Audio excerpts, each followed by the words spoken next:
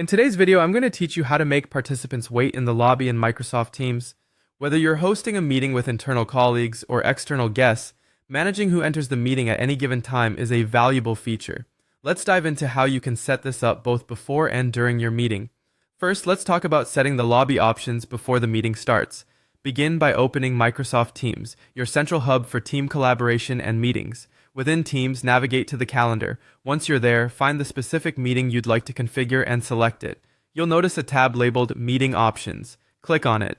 If you're using Outlook to manage your meetings, you can also open the meeting invite there and find the meeting options in the same spot. Now, a crucial part of managing meeting entry points is determining who can bypass the lobby. You'll see several options under Who can bypass the lobby. If you choose Only Me, everyone apart from yourself will have to wait in the lobby until you admit them. Selecting People I Invite allows only those explicitly invited to bypass the waiting room, while uninvited guests wait in the lobby.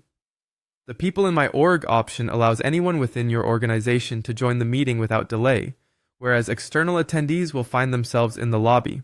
Lastly, selecting Everyone effectively turns off the lobby function and grants open access to anyone with the meeting link. Once you've made your choice, make sure to click Save to apply the settings.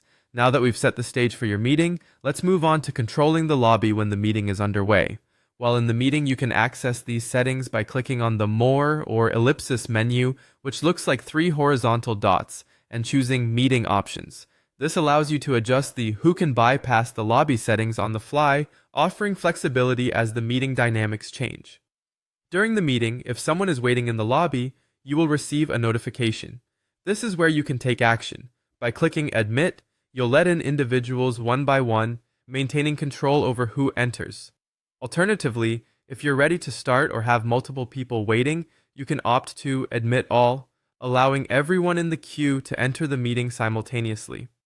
That wraps up today's tutorial on managing the lobby in Microsoft Teams. By following these straightforward steps, you can ensure that your meetings run smoothly and securely with the right people entering at the right time.